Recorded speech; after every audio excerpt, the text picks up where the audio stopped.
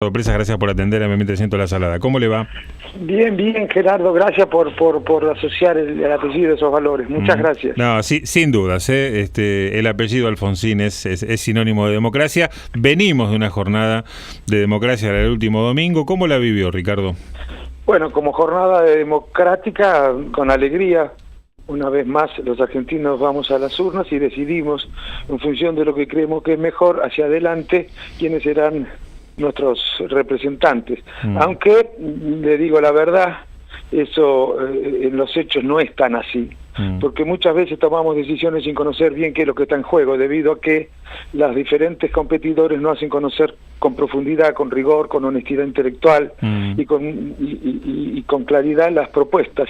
Muchas veces tengo la sensación de que en estas elecciones, o en otras, no solamente en estas, en muchas, los ciudadanos no saben bien qué es lo que está en juego. Eso no es bueno para el país, eso no es bueno nunca. Siempre que hay que elegir, uno debe saber entre qué cosas se elige, ¿no?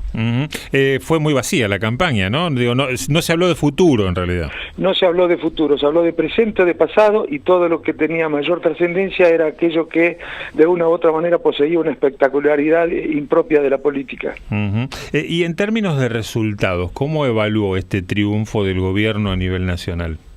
Bueno, yo ya lo había evaluado. Yo tengo una revista que no compite con ninguna revista comercial, porque no tiene pauta ni nada, por supuesto. Es una revista temática, se escriben 6 temas por semana, que creo que son los que deberían preocupar a los argentinos y que muchas veces no tienen tratamiento que deberían tener porque no hay tiempo en los medios, con notas más o menos largas.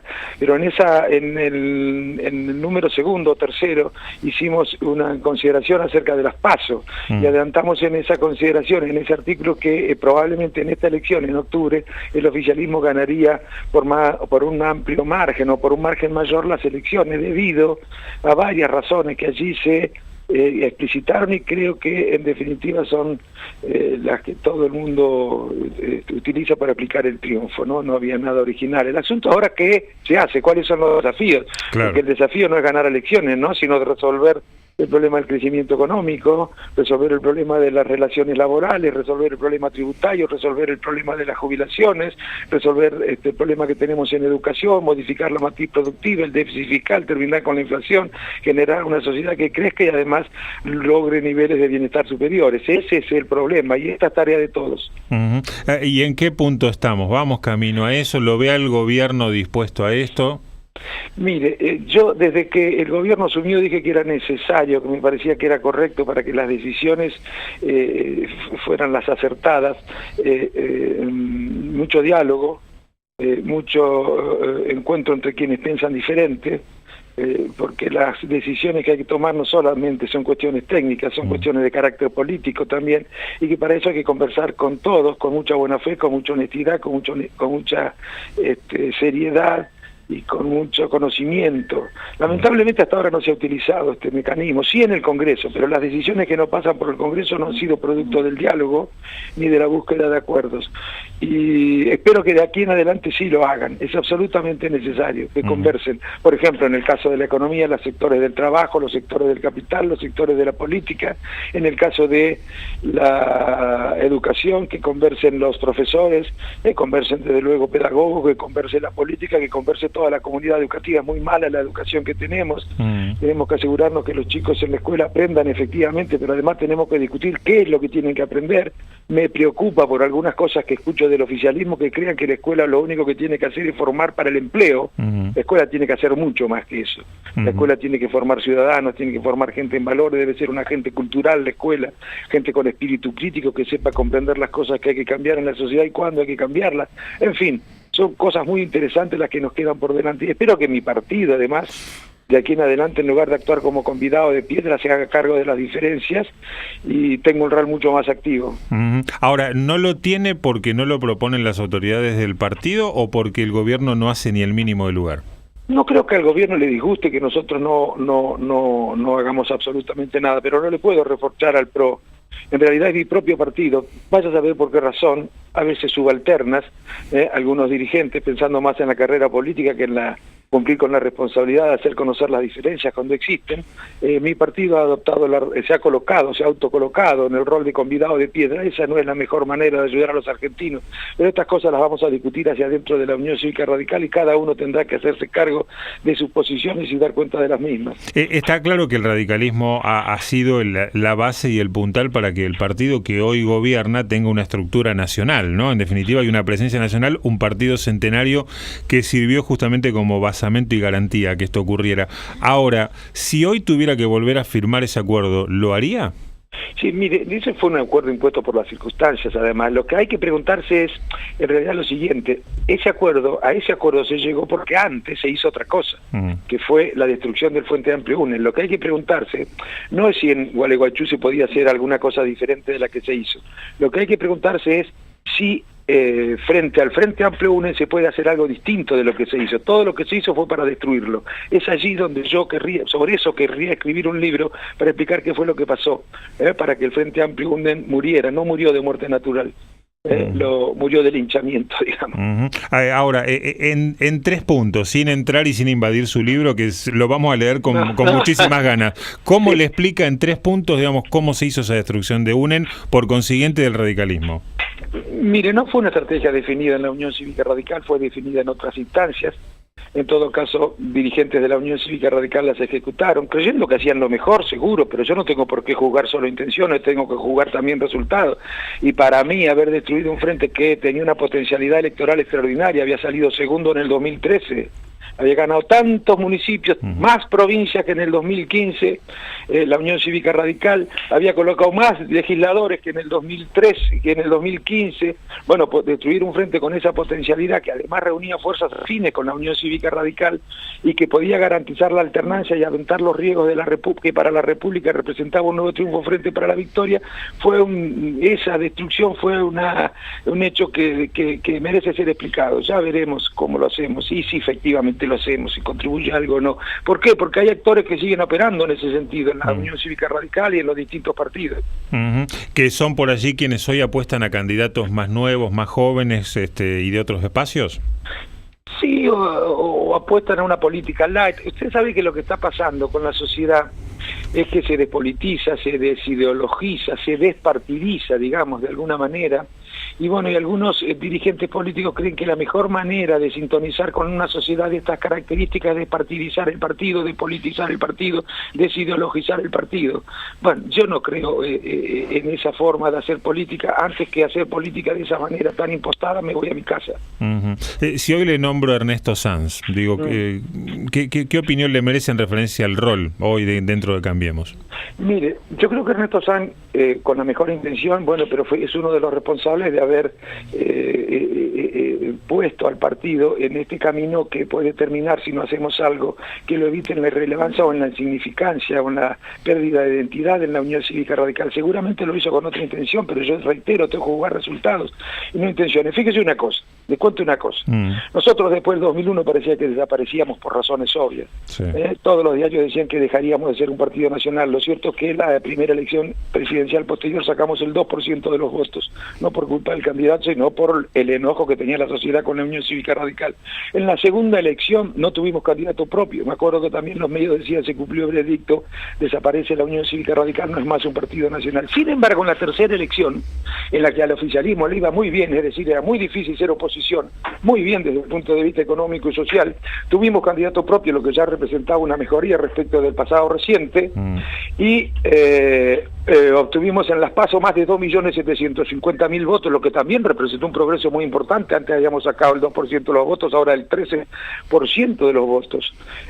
Bueno, en esta última elección, en el 2015, sacamos otra vez casi el 2% de los votos. Experimentamos un retroceso extraordinario, pero no por culpa de los candidatos. En el 2011 era candidato yo, pero no era por culpa de, en el 2015 Ernesto Sanz, sino por las posiciones. Fueron mucho más ambiguas, mucho menos claras, y ajenas, digamos, a la Unión Cívica Radical las posiciones con las que el partido se presentó hacia la sociedad. Yo creo que lo que tenemos que hacer, los que seguimos creyendo en la Unión Cívica Radical como una expresión de la centroizquierda, es trabajar para que cuando los maestros, cuando los docentes, cuando los trabajadores, cuando las pymes, cuando los enfermeros, cuando la clase media, cuando los jubilados miren a la Unión Cívica Radical, vean en un compañero de ruta allí, no un hombre un partido que no sabe qué posición puede tener. Esa es la tarea que tenemos que hacer mucho. Si no, no tendrá razón de ser el partido. Ahora, ¿cómo hacerlo, Ricardo? Porque charlábamos hace un ratito, las mismas autoridades no están generándose el lugar para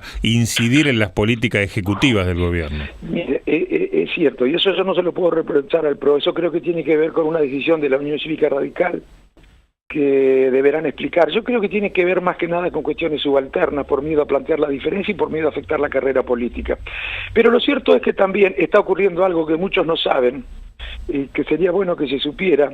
Cambió la conducción nacional de la Convención Nacional. La Convención Nacional es el órgano más importante, es un poco así como el cerebro, la inteligencia del partido, y tiene posiciones muy distintas a las que tenía la anterior Convención Nacional, que se callaba la boca, no decía nada y actuaba en sintonía con el Comité Nacional como convidado de piedra. Claro. Hoy lo tenemos allí a Jorge Sapia, está trabajando las comisiones, preparando proyectos para la reforma laboral, preparando proyectos para la reforma legislativa, preparando proyectos para la reforma tributaria, preparando proyectos para la reforma de jubilaciones, y en todas estas cuestiones seguramente tenemos o vamos a tener diferencias con el PRO, y la Unión Cívica Radical las va a hacer conocer, y si no tendrán que decir los radicales y al conjunto de la sociedad por qué razón no tienen diferencias. ¿Hay cuadros hoy para que el radicalismo en determinado momento diga, bueno, ok, somos nosotros de vuelta como centenario partido, como parte de la historia de la Argentina, o todavía, haciendo todo esto que usted mencionaba recién, conviene quedarse dentro de Cambiemos? No hay cuadro. Mire, Cambiemos nace y reúne fuerzas distintas. ¿Que por qué se reúnen? Porque en realidad las fuerzas que piensan distinto deberían competir entre sí, ¿no es cierto? Y sin embargo se reunieron en el caso de Cambiemos. Por la República. La pregunta maldita, la que nadie se quiere hacer en la Unión Cívica Radical, en el partido hoy no se puede discutir. La que nadie se quiere hacer, la que todos se niega a responder es la siguiente. Yo, de todas maneras, como indisciplinado que soy, la vengo planteando por los diferentes distritos. El día que desaparezca la amenaza republicana que hizo que distintas fuerzas políticas se reunieran en Cambiemos, ¿qué va a hacer la Unión Cívica Radical? Porque yo creo que una vez que esta amenaza desaparezca, tendremos que pensar en todo caso en ir solos o en hacer alianzas con fuerzas que piensan igual, no con fuerzas que piensan diferente, salvo que haya alguna otra razón superior que justifique continuar con este tipo de estructuras políticas. ¿Y lo ve muy lejano ese escenario? Yo creo que no lo van a querer dar, pero vamos a tener que promoverlo los radicales, porque si no, esto deja de ser un partido político. Miren, no nos han dejado ir internas, no nos dejan debatir los programas, no nos dejan criticar, porque si los criticamos nos descalifican con argumentos ad hominem, sin considerar las cuestiones de fondo que decimos. No podemos decidir nosotros mismos, hemos perdido soberanía para decidir cuáles son los candidatos del partido. Bueno, entonces, mijo, esto lo tenemos que volver a discutir, salvo que no les interese. Salvo que no les interese a los radicales, bueno, entonces ya sabremos todo lo que hay que hacer, ¿no? Pero bueno, lo importante ahora es ayudar a Cambiemos, porque a mí yo no digo que el partido recupere protagonismo y tenga un rol más activo por el partido, lo digo por los argentinos y porque creo que Cambiemos, como cualquier otro partido, no es dueño de la verdad. El PRO no es dueño de la verdad, no existe en política, o mejor dicho, nadie es dueño de la verdad. Mire, y ni siquiera la política es solo cuestión de verdad, de buenas intenciones o de buenas propuestas. La política es cuestión de intereses, de poder, de correlación de fuerzas. Bueno, y la Unión Cívica Radical puede aportar a resolver los problemas desde el punto de vista técnico y desde el punto de vista político. Lo que ocurre es que hay muchos que no alcanzan a entender qué es la política realmente, ¿no? ¿Cómo imagina esta conformación del Congreso, digamos, cómo ha quedado ahora y toda la tarea que hay por delante? Bueno, va a ser un congreso que va a requerir, si no por convicción, por necesidad del diálogo. Hasta ahora ha habido un diálogo, pero y ha sido producto el diálogo hasta ahora, aunque yo creo que hay convicción de parte de la fuerza de Cambiemos acerca de las virtudes del diálogo en política, pero hasta ahora lo cierto es que el diálogo ha tenido que ver con el hecho de que Cambiemos no tiene mayoría. tampoco la va a tener hacia adelante. Habría que ver si sigue dialogando si la tuviera, pero tampoco la va a tener hacia adelante. Yo creo que esto en las actuales circunstancias es bueno. Miren, en la Argentina el diálogo tiene mala prensa, salvo para pocos partidos. La Unión Cívica Radical es uno de ellos, que considera que el diálogo es un recurso muy importante y es consciente de cómo las interrupciones institucionales tienen que ver con la falta de diálogo entre las distintas fuerzas en la Argentina. Digo, salvo con la Unión Cívica Radical, no crea que muchos consideran el diálogo como un valor o recurso importante en política. Pero bueno, las circunstancias lo imponen ahora, va a haber que dialogar. Bueno, las cosas van a llevar un poco más de tiempo y eso es bueno porque las cosas se hacen bien cuando no se hacen a las apuradas, cuando nadie se siente dueño de la verdad, cuando puede escuchar al otro. Así que hagámosle caso a lo que decía Napoleón, vísteme despacio que estoy apurado. Claro. A propósito de ello, no le quitamos más tiempo. Quiero trasladarle los saludos siempre afectuosos de Jorge Castillo. Pero bueno, muchísimas gracias. Un abrazo grande. Un abrazo grande Gracias. de parte de él. Nos lo ha hecho llegar a través de distintas personas, sabiendo que íbamos a charlar con usted en esta circunstancia. Bueno, muchísimas gracias. Un abrazo a toda la audiencia. Gracias. Un abrazo grande, Ricardo. Gracias por el tiempo. Allí estaba el diputado nacional Ricardo Alfonsín, a 2 minutos ya de las 4 de la tarde.